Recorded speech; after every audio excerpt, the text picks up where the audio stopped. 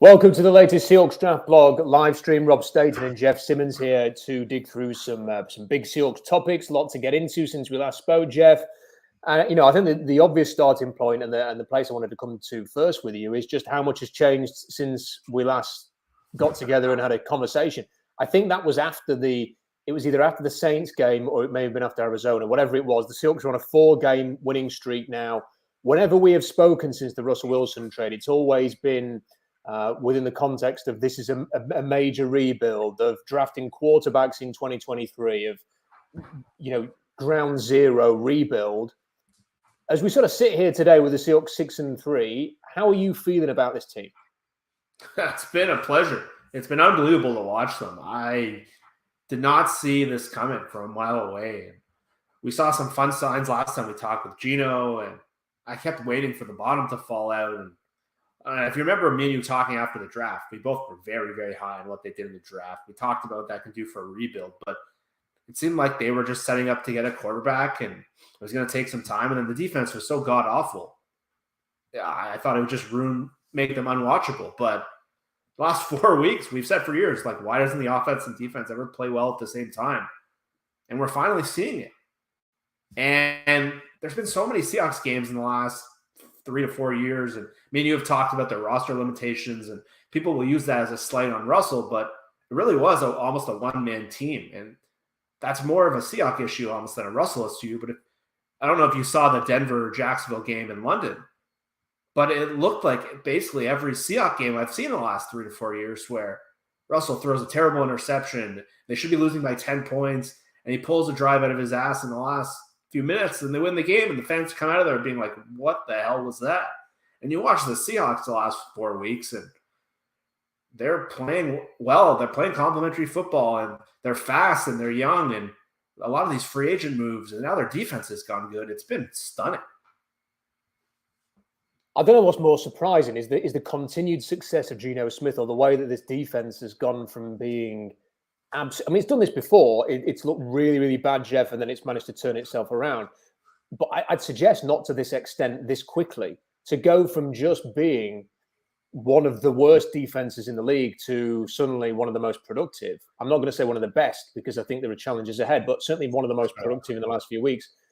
It's just been incredible. And as you said, it's been a joy to watch, hasn't it? I mean, it has been exciting, and for me, I've gone from a point of sort of going into the year thinking I'm not going to be emotionally invested in this team. If they win, fine. If they lose, fine.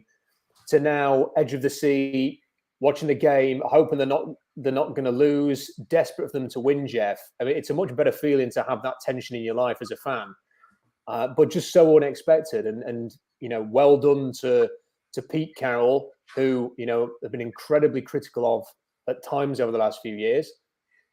He's done a fantastic job, Jeff. You have to kind of tip your cap to the man and say, well done, Pete. Yeah, and really, he's built the team in his image, and it's been awesome. But it's very much what we've talked about in the last few years, that Pete has a way of playing, and we know we've wanted to see it, but their drafts haven't matched up with it, and they haven't looked faster than other teams. And they drafted a guy like L.J. Collier, who's slow, and Eskridge, who's a little older, and some guys that just didn't fit. So they were kind of caught. And now you watch Pete, and he's got what he wants again. And I think that's a slight on him in terms of what we criticized all these years. It was different than he's holding Russell back. I thought he was holding himself back.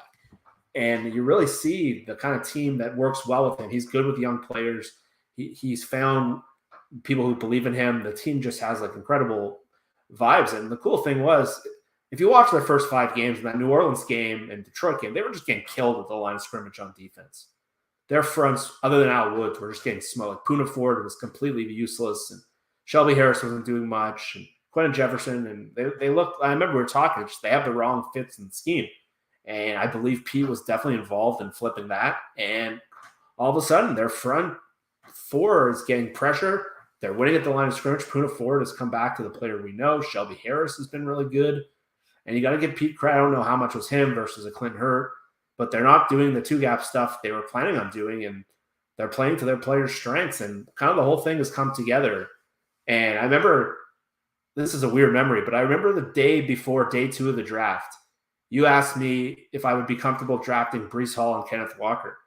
And at the time, I thought the team was years away, and I thought it was absurd. And you're like, these guys are stars.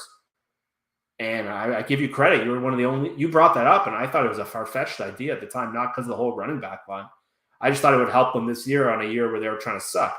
But that pick with Penny out, it completely changes their ceiling. And now, yeah, Pete's got – everyone thought he was this, like, bold-headed, only run-the-ball coach, but you see how it's all come together. And the running does help at the end of these games. And Walker, a guy who you brought up and you were high on when all that crap was going on after they took him, he's been incredible. He might be the best player on the team. And I think that this, the other thing about the offense, Jeff, is that, now that it is quintessentially a Pete Carroll team, it's not a boring team to watch. Geno Smith, incredibly, is throwing into some tight windows. He's making some very dangerous throws, but making them accurately. He is testing opponents, and it's mixed in with some physical, tough running. And when you actually have that combination together of you can be explosive in the passing game and you can be tough and physical and explosive in the running game, it's a great team to watch. And it's not remotely lacking in a progressive thinking here. It looks great. I mean, just little things like seeing the way that they beat the Arizona Cardinals, basically doing the same play over and over again to the tight end, and Arizona not being able to stop it, kind of reminded me of things that teams have done to the Seahawks over the years, where they've just sort of found a little wrinkle and they've just exploited it. And we were all sat there thinking, why can't you stop this? It was great to see the Seahawks just constantly going after that. And to be using, that to me felt like a very much a Sean McVay style play.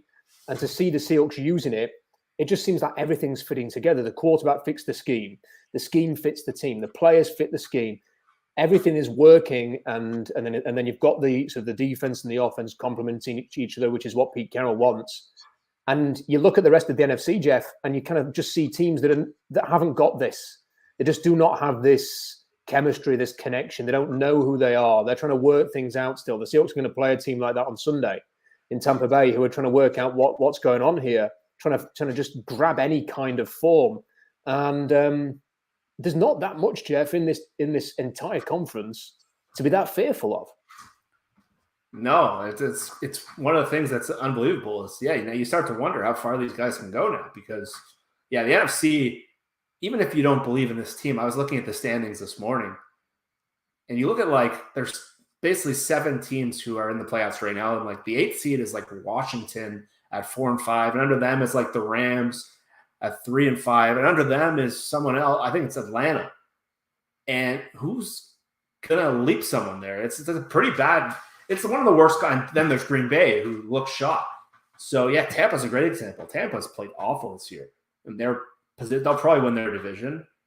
But the Giants are 6-2, and I give their coaches a lot of credit. They've done really well what they have, but they're a really limited roster.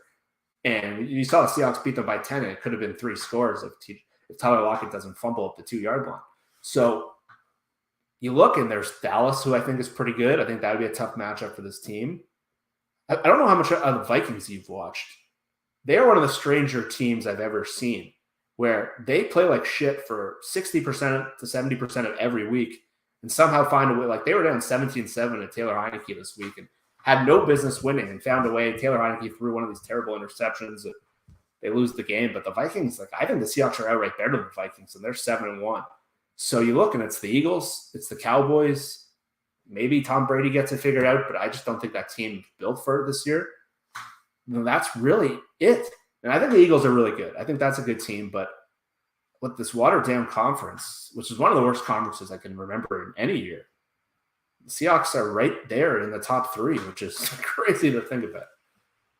Funny thing is, though, Jeff, is I'm looking at the predictions. People are making predictions because we're kind of halfway through the season now. And who do you think is going to be in the Super Bowl? And I see a lot of people doing this. Richard Sherman was doing it this week on his podcast. A few people have been doing that. And I would say that the majority of people have got the San Francisco 49ers in the Super Bowl. They see them as the team, not necessarily winning the NFC West, but because they've been there and done it, they've got this ability to win playoff games in any situation. And I think that's a completely valid and fair point, especially because Christian McCaffrey had a good game last time out, and people are starting to think, okay, maybe he will be a difference maker for them. What I would say to that, though, is 1, they've still got Jimmy Garoppolo at quarterback. 2, they've got another really bad injury today They pick up injuries more than anybody, really. Don't want to jinx anything, touch wood, but they do. And then the other thing is that you look at, I'm looking at Seattle right now, and I'm thinking, okay, they don't have Nick Bosa, and they don't have George Kittle, but they do have DK Metcalf, and they do have a running game, and they've got Ken Walker. They've actually got some of the same pieces, and they are going on the road and are playing a brand of football that can travel, Jeff. I don't really think there's that much of a difference between the two teams. I think it's going to be fascinating when they play each other again in Seattle. I'd rather not play the Niners in the playoffs. I'd rather somebody else dump them out so you don't have to bother. But I don't think there's that much of a difference between the two teams. I don't think just because the Niners have got to a Super Bowl and an NFC championship in the last few years, that they automatically deserve to be promoted above teams like Seattle in terms of NFC contenders necessarily. Yeah, I would agree with you. And a lot of it for them is health. They lost a cornerback today, Jason Verrett, who's played very well. They already lost their other cornerback, Mosley. So that becomes a huge limitation. Bosa's been banged up. Kinlaw and Armstead are banged up. And then on offense, they have a lot of talent, but they're just not on the field at the same time. And they have skill, and I get why people count on them because they have so much talent, but they have limitations. And we've seen it in a bunch of games that they got crushed a couple weeks ago by the Falcons. And they haven't looked great, and hardly any. They beat the Seahawks, but yeah, they play a primetime game with this in Seattle. I think it's week 15 or 16, and that's going to be a huge game. That's going to really tell us a lot. But yeah, I'm not sold. I think they're a limited team, and I think Shanahan knows. They tried to replace Garoppolo many times, and I think he's a really hard guy to just call a game for. And I think Kyle Shanahan himself, he freezes up in big games, and he gets really conservative and punts on fourth down.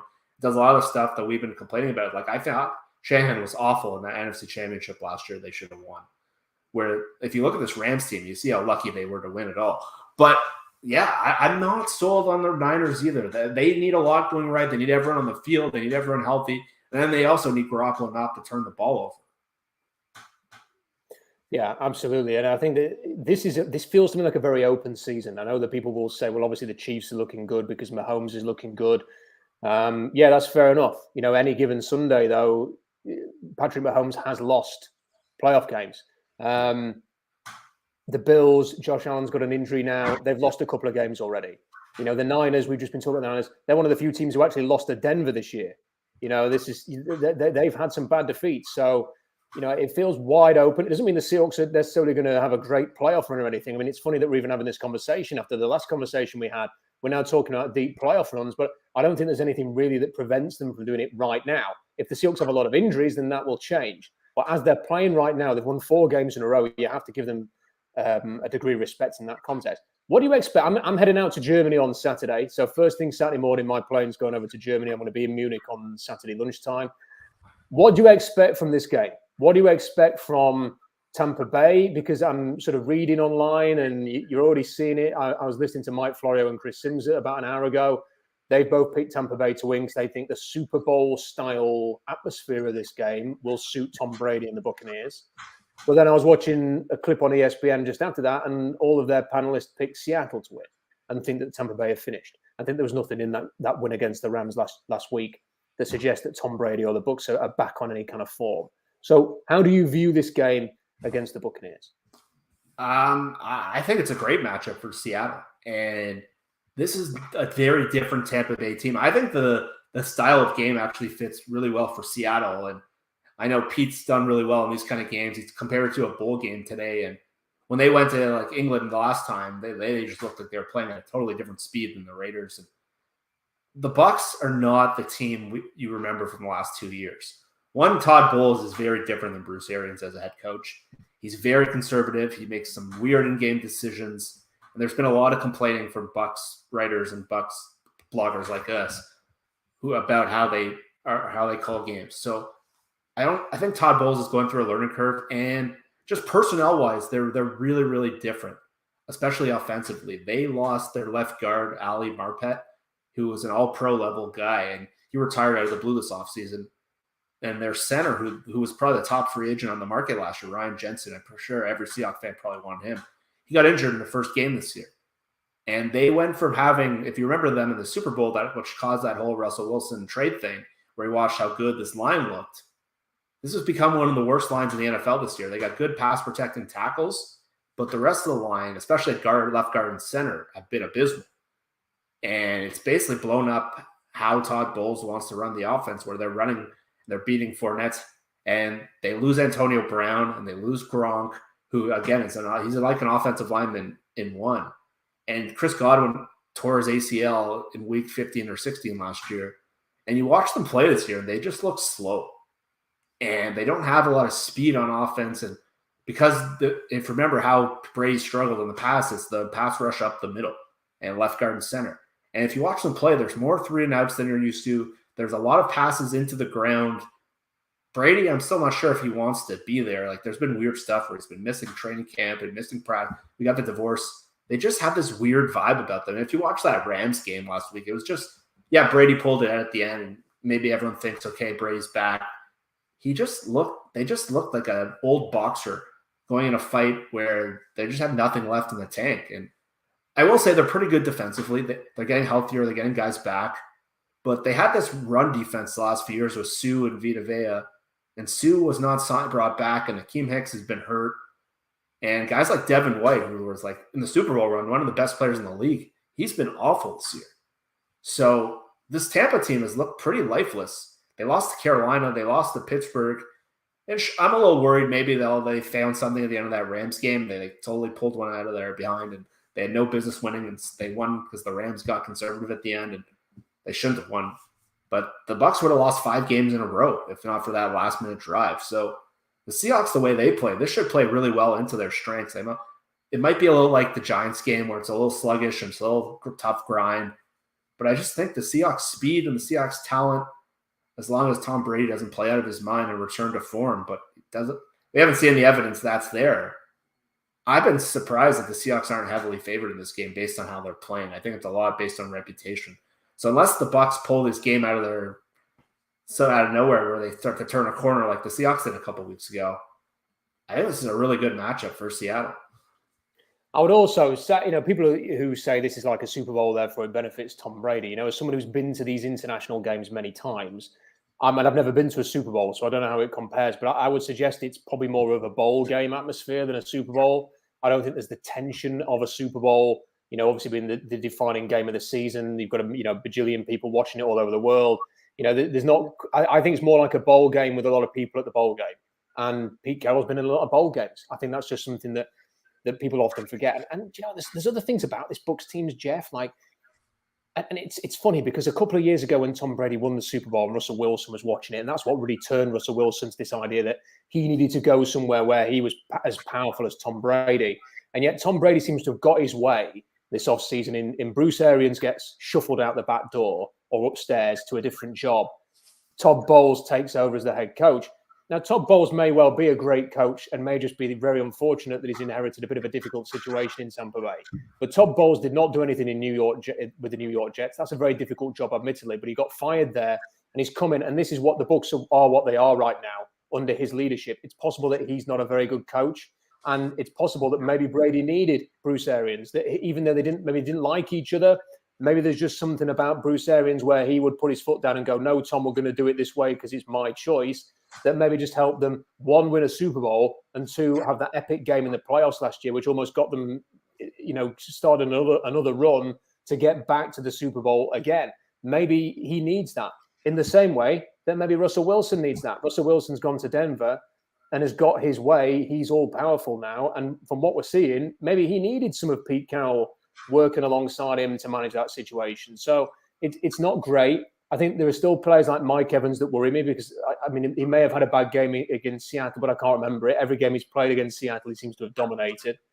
But they don't have, like you said, the offensive line. They don't have someone like Saquon Barkley. They don't have some of these players that they've taken on in recent weeks that you really fear.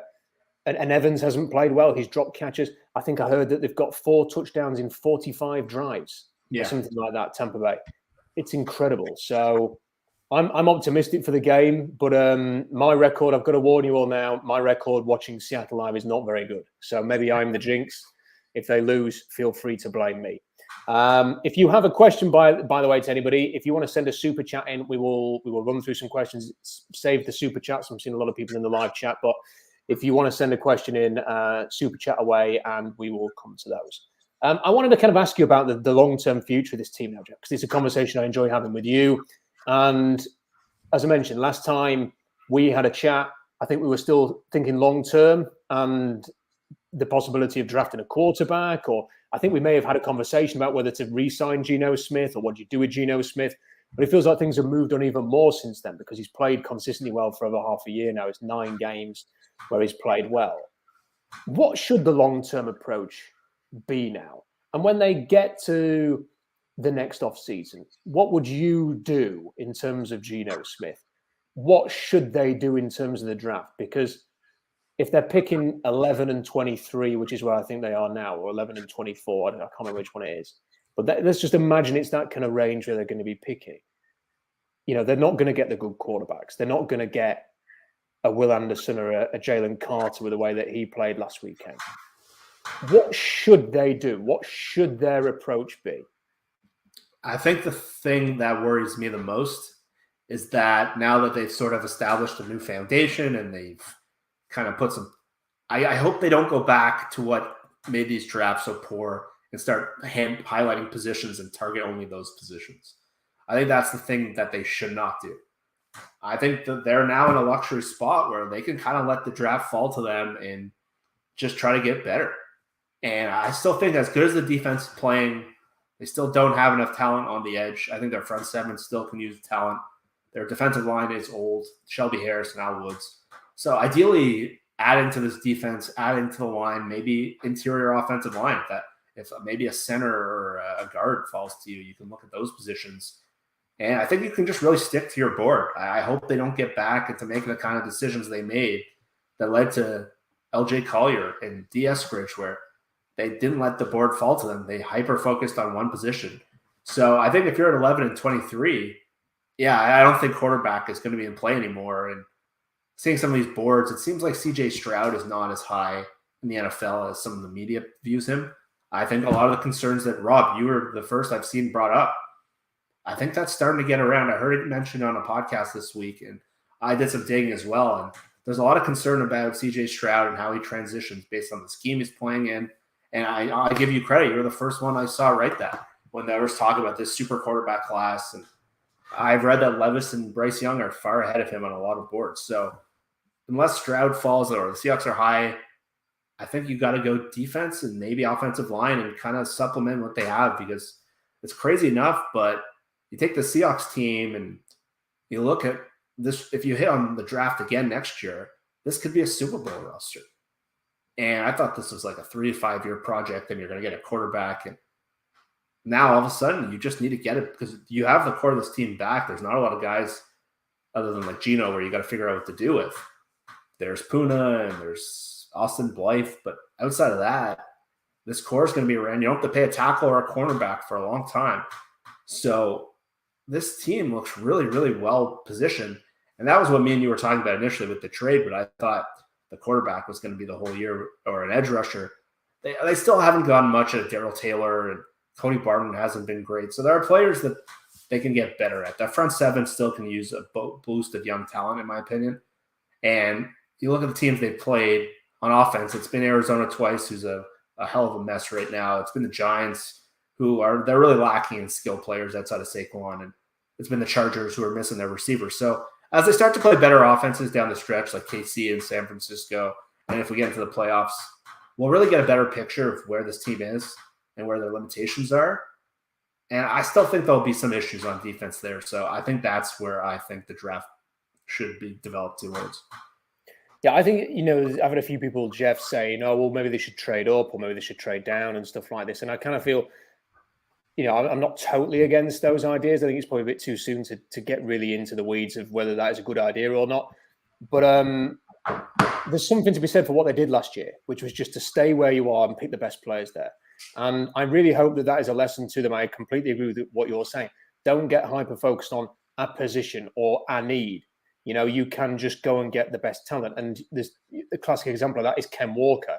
Running back was not the absolute biggest need, but there was a great player that they thought, this is a special player. We're going to take them with our third pick in this draft. And they just go and take them. They didn't overthink things. Well, we've already taken a tackle. Do we want to go and spend another pick on a right tackle? We've got this. No, we'll go and take Abraham Lucas.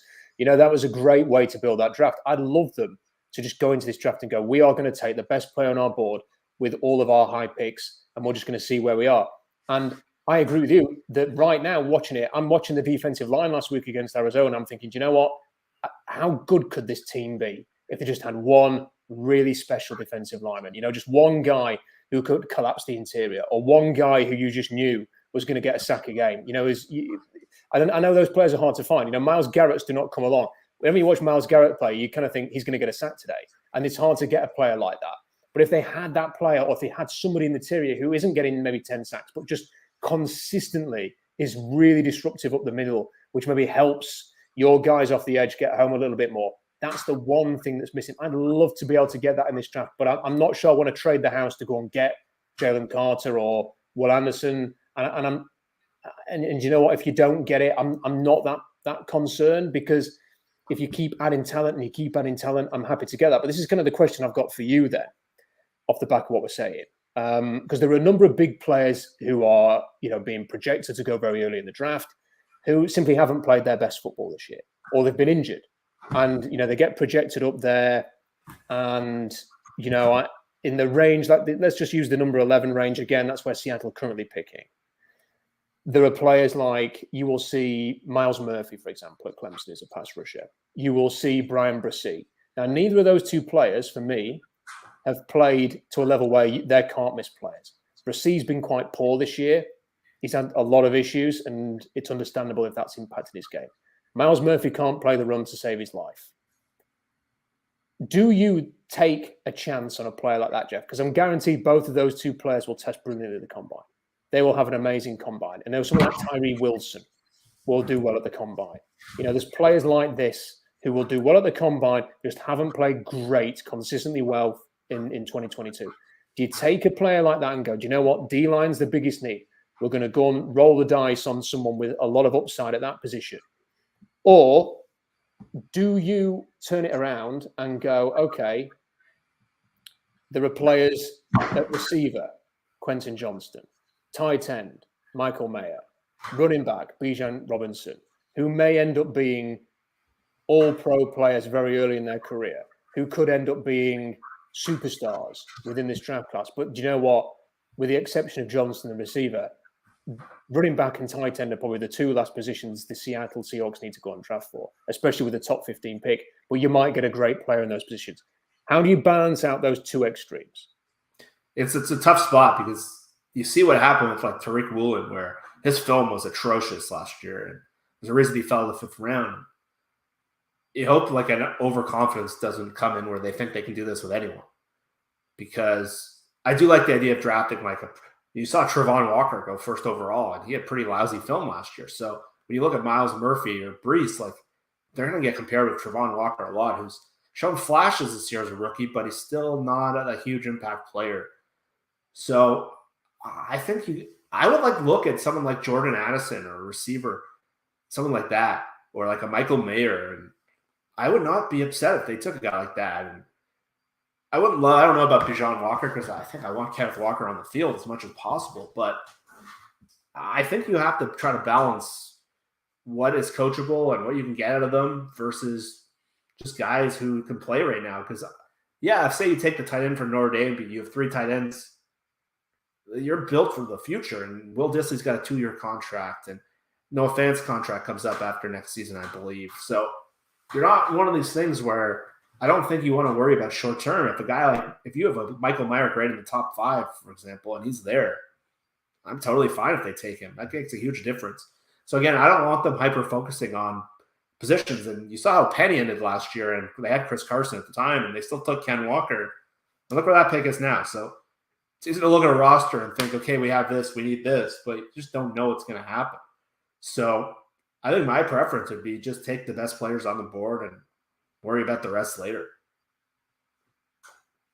May is a really interesting one. Do you know, I don't think I've ever seen a player, Jeff, who catches the ball better away from his body than Michael Mayer.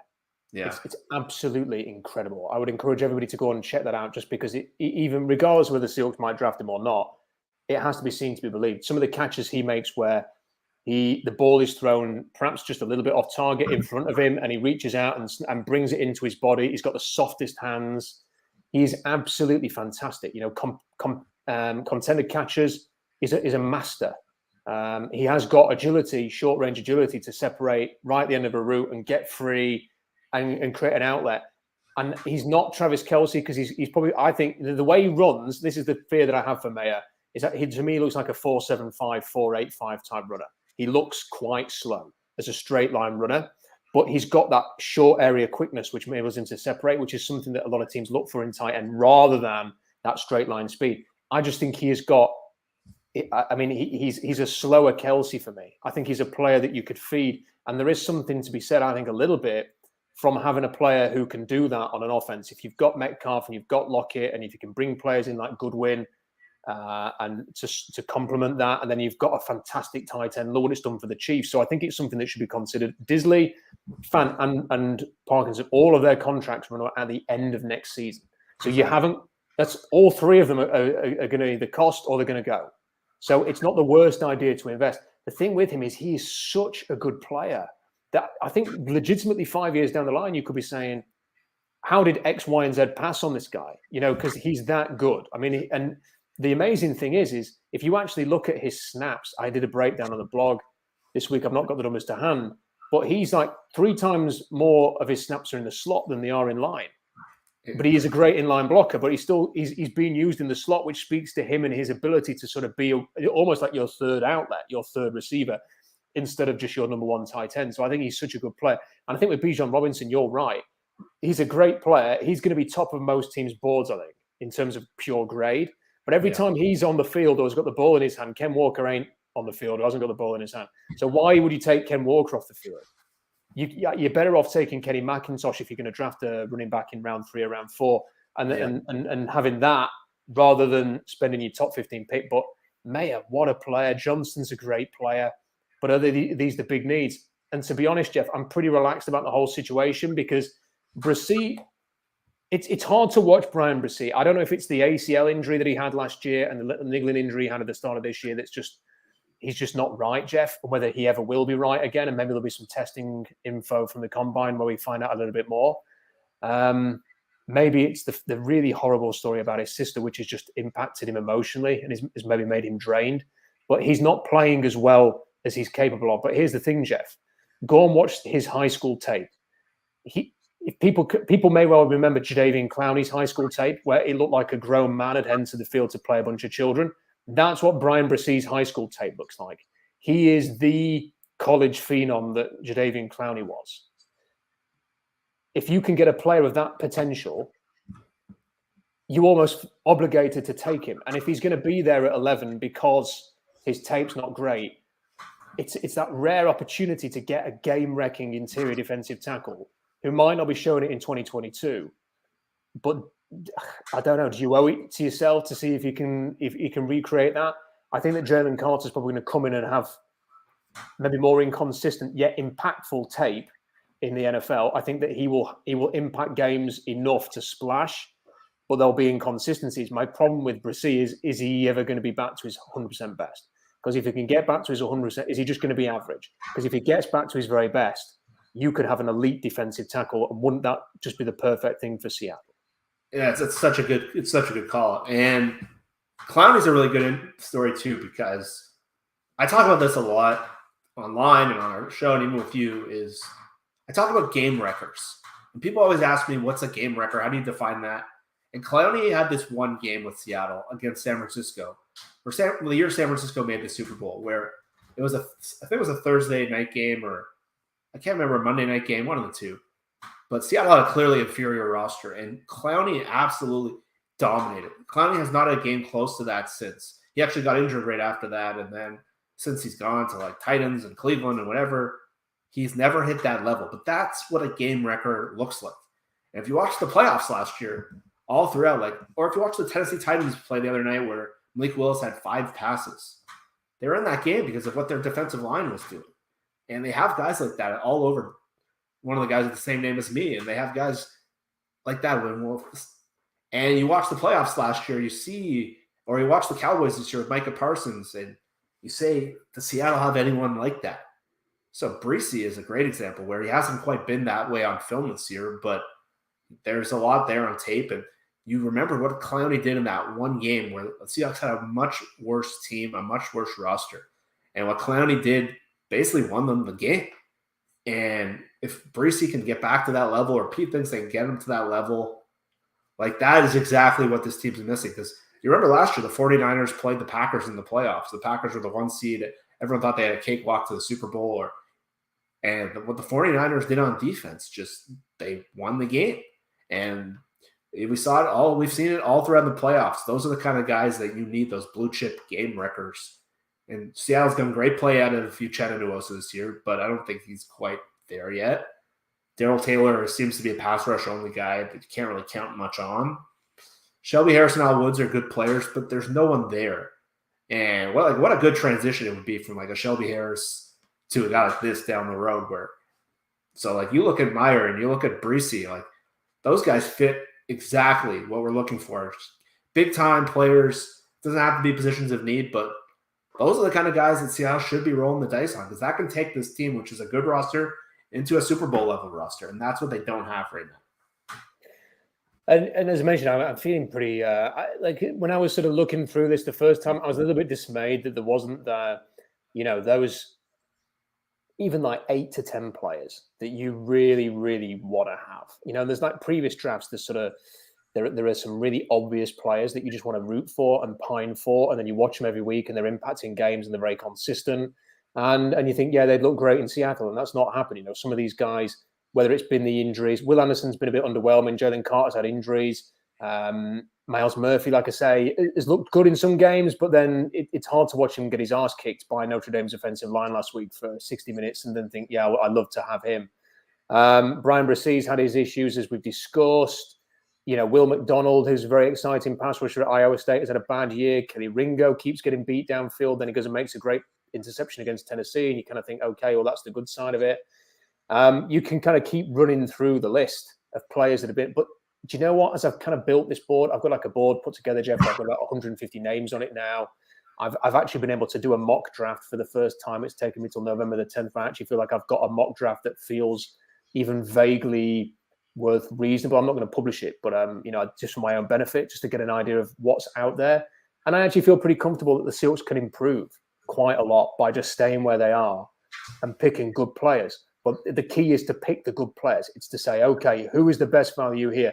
Who is going to improve us? How can we build this great core? Because if you come out of this draft, look, they hit on every pick in the early rounds last year.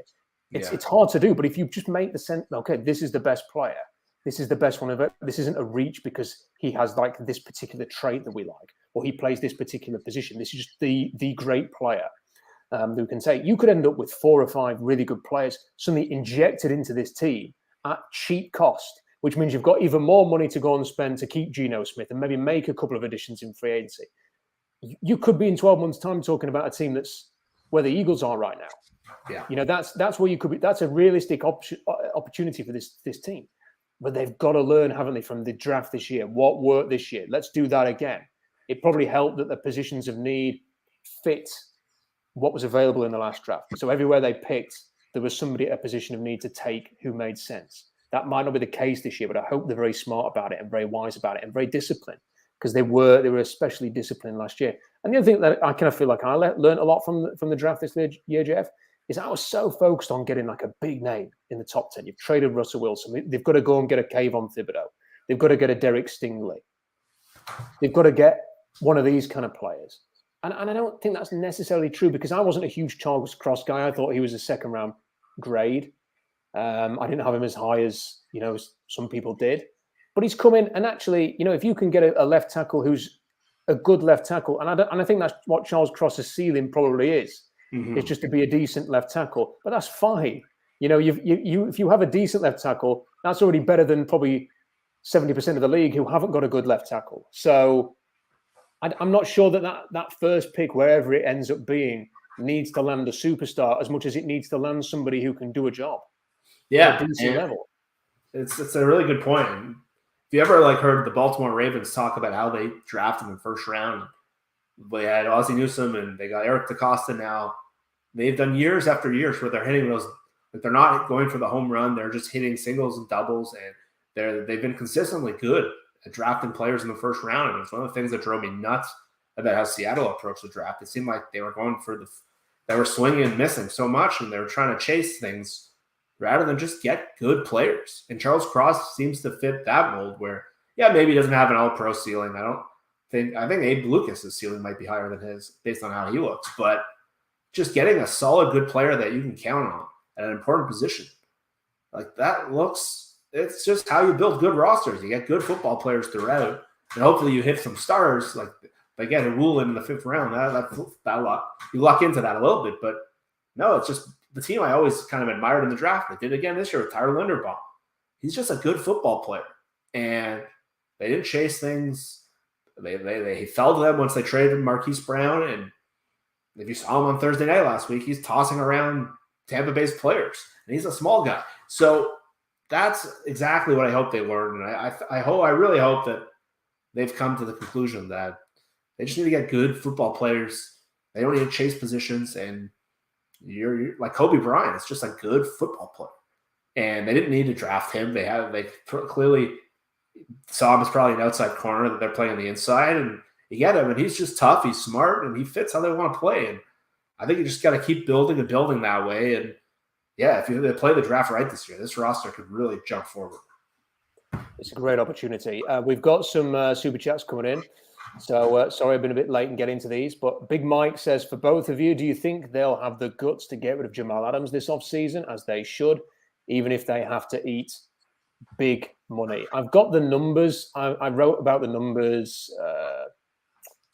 yesterday. Somebody asked me on the blog about it, and I'm just going to dig those numbers up, Jeff, because I want to sort of present them to you, because that'll be the best way to have this conversation. If I put in dead money, that should find the comment. Yeah. So here we go, because there's a decent... Right, okay. So if you were to cut Jamal Adams outright, that is impossible, because it will cost you $21.3 million. But if you designate him as a post-June 1st cut, you can do this for 2 players per year. So if you designate him as a post-June 1st cut, you will save $11 million on the cap in 2023. But you would take on a $7.1 million dead hit, which is not too bad. I mean, they've done this in the past. But then you would also take on a huge $14.2 million dead hit in 2024. Now, they have a lot more cap space in 2024 if they wanted to do this. But it's a lot of money to just tell Jamal Adams to go away. But on the other side of this, though, Jeff, equally, do you want to be paying Jamal Adams and Quandre Diggs $36 million of your cap next year? You know, if it's going to be just as expensive a year down the line to cut Jamal Adams because of the structure of his deal. The more that he stays with the team, the more he gets injured, the more you end up committing towards him and guaranteeing him money against injury. So there's not an easy answer to this. I think it is as simple as you either just cut bait at the end of the year as a post-June 1st and just move on, which is probably best for the team and the player, or you have to just go, we are going to see this through to the bitter end. It's going to cost us an absolute ton of money, but we've made a bed now, and we have to give Jamal Adams every opportunity to try and play more than 10 games within a season. Yeah, and especially the crazy part about all this is Ryan Neal is playing like an all-pro player in the last 4 weeks, which is there's no scenario where I saw that coming. So now I think Neal's a free agent after the year, so it brings up another question of, do you pay Adams $18 million, or do you bring Ryan Neal back and see how he does the rest of the year? And you've talked about it for years, having a traditional safety back there versus such a unique player kind of makes it harder to play defense. But I also wonder if there's a third option if they go to him and they tell him they got to redo the contract if he wants to stay. Because usually in the cases, the players won't want to do that. And then maybe, okay, if not, maybe you cut him. Say, okay. But when a guy's been injured 3 years in a row and he hasn't been able to stay on the field, he's gone through multiple injuries. He got injured this year in training camp with his finger, gets hurt in the first game. They don't have much of a case right now if Seattle says we can't pay $18 million next year. And maybe they want to push the money out and change his deal. I think that might be their first way. And Quandre is playing well, but I don't think he's an $18 million player at this point. I think it's a similar conversation with Bobby Wagner and what we had the last few years where good player, very good in the locker room, but is he providing $18 million of value? No way. But I don't see them moving on from Quandre at all. I don't think they'll touch his contract either. I think he's the leader of the defense, and I think he's in it for a while. So, yeah, I think the next look is I think you either got to move on from him outright, or I think you got to redo his deal. Because I think as a team, you have a pretty good case. He can't stay healthy. They can't count on him. And I don't think his camp as a camp to anything to fall back on right now. He was pretty bad last year and didn't play this year. And really the first year he was used as basically an edge rusher. So I think they're going to have to come to that decision. And it's not an easy conversation, but I actually think usually the team doesn't have much of a case. I think they do here. So if they won't do it, maybe you just walk away. You know, it's a good point in terms of restructuring his contract. That's the other thing that I know Curtis Allen on the blog has did a good job sort of suggesting that's what they're going to have to do, that they're going to have to go to him and say, look, we have to rework this deal. It's not going to work for us. And then that'll be up to Jamal Adams to decide what he wants to do. I would hope in that situation that Jamal Adams realizes that if he is cut by Seattle, there is not going to be a team racing to give him another contract of the same value he's got. It might make financial sense for him to do a deal with Seattle rather that maybe even allows him to get back in the open market a bit quicker than he otherwise is. I don't know if that's possible. Than it is to just sort of stick around on this deal. But the one thing that changes everything, Jeff, and this is why I would probably just reserve thought on whether Quandre Diggs is going to get cut or not, it's Geno Smith, because they have 30 to 34 million in effective cap space in that kind of ballpark. Yeah. If Geno Smith is going to be expecting a contract even worth $25 million, and some people would suggest that that's modest given the way he's playing, you are not going to have enough money to field a roster. And it's at that point that you go, okay, who can you move on from? And there are obvious ones. Gabe Jackson will save you a bit of money. There's players like that you can move on from, but they need to be replaced one way or another, whether it's with a draft pick or with another veteran. And the one area that they can theoretically cover quite easily because of players like Ryan Neal, and they seem to like Joey Blunt. And this is a draft. You know, I've got my board up here. You know, I've got 4 safeties graded in round 2 and 3 in round 3. So you could draft a safety and keep Ryan Neal on a second round tender. You're paying approximately $6 million at the safety position there. And if you cut Quandre Diggs, let me find to cut Quandre Diggs, let me find it. If you put him as a post June the 1st cut, you will save $14 million. Yeah. And the camp hit of $4 million, dead hit $4 million this year, $4 million next year. So if you were to do them both as June 1st cuts, you would create $20 million, which would be near enough what you'd need to create to get Geno Smith. So the Smith factor changes everything. They are going to have to be brutal. Unless their plan really is to just go with a rookie quarterback next year or Drew Lock, they are going to have to make a difficult decision somewhere in order to keep Geno Smith, and that's where it's going to. And then it's a case of, well, can you get younger at safety and faster and just go with that, or what? I don't know. Another super chat here, but I think it's an interesting conversation. I think Jamal Adams needs to be away from Seattle as much as Seattle needs to be away from Jamal. It hasn't worked. He needs a fresh start. Seattle needs a fresh start. Move on. Darth Soldier says, what is your take on all the media saying that because Tom Brady had one, it says goof drive, but I think he means good. One good drive, they're now the favorite. I think we've talked about this a little bit. I was not impressed, Jeff, with the drive because it was against the Rams, who just look absolutely horrendous. I mean, the Rams look cooked. They look like a team that are fat and happy, who are, yes, they did a very good job effing those picks and getting enough talent to win a Super Bowl. But what has happened now is their roster is exposed. They have not been adding young, cheap talent for years. And they look so weak beneath if Aaron Donald isn't winning games on his own, and with Matt Stafford not even practicing this week, and without Odell Beckham and without a running game, they look awful. Yeah, and that game just looked like 2 bad football teams playing last week. And yeah, we said it for years that the Rams, their credit card spending, and it's going to catch up with them. I didn't think it would be this quickly, but you look at football and how it's won, and its offensive line if you have a really bad offensive line, it's really hard to win consistently. We saw it for years where Russell Wilson was scrambling for his life, and he really did save them a bunch. But Matthew Stafford behind a bad offensive line is basically the Detroit Lions. And that's what they look like. Tampa Bay right now, they look old and slow. They had Gronk and Antonio Brown, and they really built a team built for now. But they don't have a lot of infused youth. Leonard Fournette looks slow. Like they're taking snaps away from him every week. The Rams have, I think those two are the two worst statistical running games. And if you watch the Rams, like in the Super Bowl last year, they didn't look. I thought they were the lucky. Yeah, Ode Ibushi. They have the worst offensive line. They lost Andrew Whitworth, and they just haven't added. They lost guys in free agency, and what happens? They win the Super Bowl. Guys get paid. They lost some of the guards, and they just have a really, really bad offensive line. They can't run the football, and they're a top-heavy roster with pretty much 4 good players. And you look at Bobby Wagner, for example, his PFF grade. He's like an 85 for highest, but you watch the Rams play every week, and like, is he making impact plays that makes them better? I don't think so. And it's really what me and you talked about last year, where Bobby's still a good, sound football player. He's not a bad player by any means, but was he an $18 million player? Was he a $15 million player? No. And Allen Robinson, same with Tampa. They got guys that are just, this is what happens when you win. You start paying guys, and you start paying the wrong, and if you pay the wrong people and you don't have draft picks, what happens was the Jenga tower comes apart. And these teams are just super reliant. Like the Bucs are super reliant on Brady right now. They have Vita Vea on defense, who's are really, really good. They have good corners.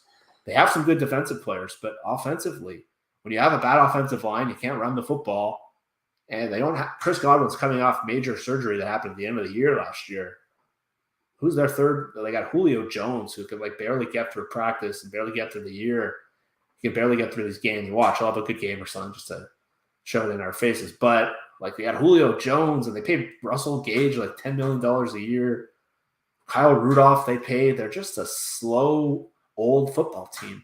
And Brady's 45. Like eventually he's not going to be able to gun the ball down the field, and he's going through some stuff with his family, and he's yelling at guys on the sidelines, and the whole thing just looks dysfunctional. So I agree with you. I thought it was strange that he has this one drive, and all of a sudden the Bucs are like, they're back, they figured it out, because they've been awful 5 weeks in a row. The Rams are going to be a really interesting team to follow, because they were desperately trying to get Brian Burns before the deadline, and they were trying to give away 2 more first-round picks, Jeff. I just find them fascinating that they are still going with this plan. You know, they are a team that, okay, you go all in, and well played to them. I mean, they should have lost that NFC Championship game to San Francisco.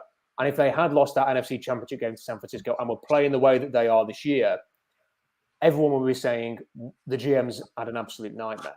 That they've chased the dream, failed, because Matt Stafford now looks old. He's injured. Is he out with a concussion or something this week? He's not practicing. He may not play this weekend. He's hurt. He's been hurt all season. He's not been a difference maker. You know, Aaron Donald was talking about retiring at the Super Bowl. You know, and people were sharing that, and is he going to retire? Is he going to carry on? Sean McVay was talking about, does he want to go into broadcasting? Does he want to carry on? They all signed these massive contracts, but you know, that's done for them now. You know, they've got the money, they've got the ring. They just seem to be a team that's very top heavy, like you've said. And without the picks, how are they going to rectify this? I think increasingly, the NFL is saying that what you need, you can build a great team, but you've got to know when the time is right to sort of rebuild the great team. And also, by the way, if you try to rebuild the team, as the Seahawks are proving, if you get it right, you can rebuild quite quickly. For example, if you have a really good group of players, but they're just getting a bit older, and then you can trade even one of them for a haul of picks in the same way that Seattle has done with Russell Wilson. It's not beyond the realms of possibility to just sort of move on from a bunch of players, have one good draft, and you're back amongst teams that are realistically thinking of the playoffs. And that's maybe the lesson from the Rams is that, yeah, your plan's fine, but maybe instead of extending all these guys, you need to be looking who you can move on and going and finding the next hungry Aaron Donald and Matt Stafford and people like that. But it's hard to do that because these are much loved players that you couldn't dream of parting with, and you go and get rid of a Super Bowl team. And you think, well, why did you do that for? Because they might win the Super Bowl again. So it's tough. You've got to be And the Seahawks weren't disciplined with it. The Seahawks probably should have moved on. Now that we're watching this, and I speak as someone who was championed Russell Wilson as essentially the main man in the franchise for years. It's easy to look at it now and think they should have moved on from him 4 years ago. I know. They should have traded him and then, I don't know, drafted Josh Allen or whoever they were going to draft in that year. It's crazy, Jeff. And maybe this is what's so good about the NFL. Just when you think you've got it sussed, just when you think one way of doing things is the best, a brand new way of doing things emerges and you rethink everything altogether.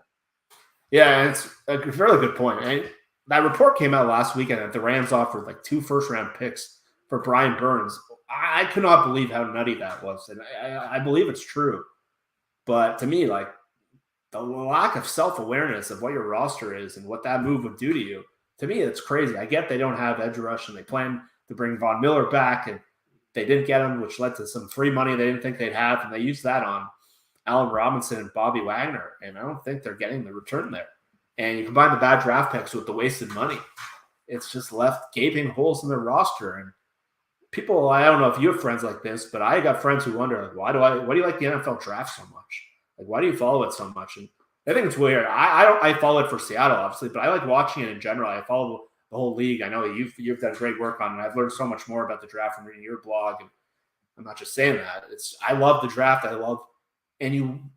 Someone asked me, like, why do you watch the draft? You watch in football, unlike other sports, one good draft can completely look at Seattle. They had as bleak of a roster outlook coming out of last year as any team in the league.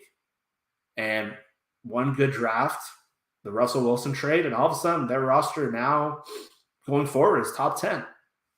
And that's why you watch every year. And you look at the Rams and someone like the Colts who had this kind of roster a couple of years ago, and they get cute and they let the left tackle, they don't figure out the quarterback, and you see what's happening with them. They're a tire fire.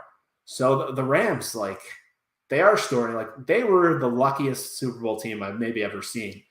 That Tart drops the interception right in his hands. They should have easily lost. They should have lost that game, but whatever. They're Jimmy Garoppolo, I get it. But they don't play Green Bay. They don't have to play Buffalo. They don't have to play Kansas City, who I think would have beat them if you saw them play in the Super Bowl.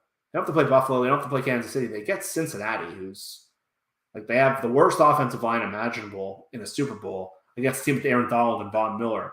And it's still a one-possession game where they had to convert a 4th down and they got a penalty and all this stuff, where I think if it's Buffalo or Kansas City, who remember that game in the AFC second round last year, I think they lose the Super Bowl, and then all of a sudden a year later, we're looking at them very, very differently. And they sold out for 1 year. It didn't work, and now they're empty.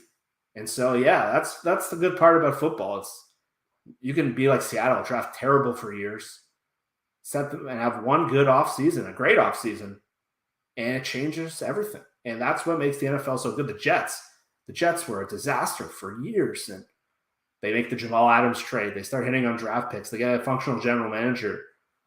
This Jets team, well, their quarterback isn't very good, but the roster looks great moving forward. And there's just so many examples of teams like that come up and they come down, and that's why you follow the draft. It really changes. And you see what the Rams done, and they just almost ignored the draft, and they haven't hit on mid picks, and they spent their money poorly. And you leave the key things what makes football good, offensive line, out, and you can sink fast. And you're seeing with the Colts right now. They didn't sign a left tackle. They thought they can get away with putting all their money at guard, and they've become one of the worst offenses I've ever seen. And it's come to bite them. And like last year, if you would have told me the Colts would be one of the worst looking rosters, I would have thought that was absolutely crazy. But things change quickly in this league, and it all comes down to team building. And it's why we saw Seattle fall. It wasn't Pete Carroll versus Russell Wilson. It was the stuff me and you talked about for so many bad free agencies, bad drafts, wasting $50 million on bad free agents. And that's why the sport's so good. It's the decisions you get to watch and how it impacts the game. It's not like hockey or other sports where it takes years to see the impact of a draft class or a free agent signing. This all happens quickly, and the Rams had money. They put it into $15 million into Allen Robinson, who's been one of the most underwhelming players in the league this year. A decision like that could just sink a team. Yeah, I know the Vancouver Canucks certainly wish that you could turn things around pretty quickly. They've been waiting a while. And listen, I can't wait for this next draft. I can't wait for it because I don't want to wish my life away and I want to enjoy this season as much as I can because it's been great. But I can't wait. It's exciting, to watch a good team as the Seahawks win. And I really hope it continues, Jeff. I hope they can keep this going. I don't want it to become a 9-8 type season or it feels like it can be so much more than that. Because they've got some winnable games and they've got games like this where, it could go either way, but I still think you would hope that they can go and win this game. One thing I have noticed, Tampa Bay are just setting off to Germany. One of the main reasons the Seahawks had an advantage over the Raiders when they came to London is because Seattle went earlier in the week and the Raiders came really late and they stayed in sort of North London where Wembley is, and Seattle got a huge facility where they could base themselves. And I went and did the press conferences there, and it was incredible. Like Seattle basically had it was where the England football team trained. So they had the whole sort of facilities themselves. I think basically the Raiders came over, stayed in the hotel near the stadium and just went to the game the next day. I don't know what Tampa Bay's plans are, but the fact that they're going a day later and their body clock is going to be different. I think Seattle flew overnight, Seattle time, got there, got out and trained. Whereas I think with Tampa Bay, they're not going to be going at nighttime Tampa Bay because it's about 5 hours behind here, so it's about evening time. So they're going to land in Germany in the early hours of the morning. I have no idea what they're going to do unless they're going to go out and practice at 4 o'clock in the morning.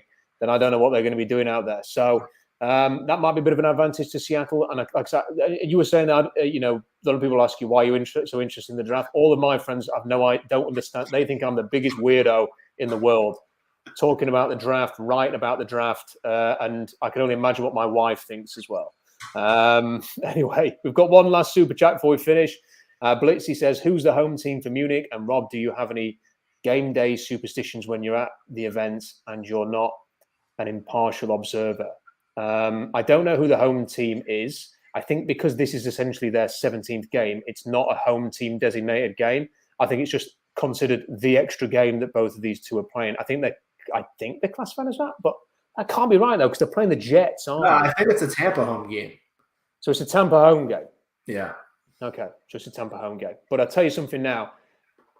The Seahawks will be the home team in this game. Oh. People don't realize it's not going to be any different in Germany. When I'm out and about in England, you see Seahawks jerseys and hats all the time. Every sort of 2 or 3 months, I will acknowledge somebody wearing a Seahawks hat, or someone will come up to me and ask me if I'm a Seahawks fan. It happens all the time. And when I went to Bayern Munich Stadium in 2019 for a tour of the stadium, the woman who was doing the tour came up to me and went, "Oh, you a Seahawks fan?" Because I had a hat on. And I was like, "Yeah." She goes, "Me too." So this is it, that was when I was last at the stadium. So there will be more Seahawks. I guarantee, yes, there's going to be a lot of people who want to see Tom Brady, but there's going to be, I would suggest, my prediction is there's going to be a lot more Seahawks fans of this game than Tampa Bay Buccaneers fans. And in terms of superstitions, I think I've told this story before, so sorry if you've heard it before. And Jeff, I'm sorry I'm going to bore you with this. The only kind of superstition that I've ever had in my life was when I went to a BC Lions game and I was sat there, I was going back to the UK in a couple of weeks' time, and they were throwing these little footballs into the stadium, into the stand. And I said to my wife, I've got to have one of those. I love free stuff. And this was a little orange football with a BC Lions logo on it. I had to have one of those. Anyway, they kept throwing them into the crowd. I was like jumping everywhere trying to get one. Could not get one. They said, right, last chance to get one of these. And they sort of threw them into the stand. I'm thinking, right, it's now or never. And one of them, they threw a ball and it sort of went right up into the top tier of the stadium. Hit the bottom of the top tier, bounced down. I was sat on an aisle seat. And this football's bouncing down the stairs. And it rests 2 steps from where I'm sat. And this kid gets out of his seat from 10 rows back and makes a sprinting down the stairs to get this football. And just as he's about to put his hands on this football, I've reached round and grabbed the football before this kid can get it. And the whole crowd are booing. They're throwing like popcorn and stuff at me.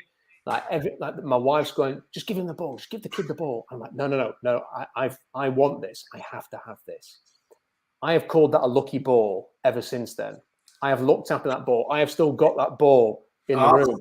And whenever the Seahawks are in a close game, the ball comes out and I will hold the ball.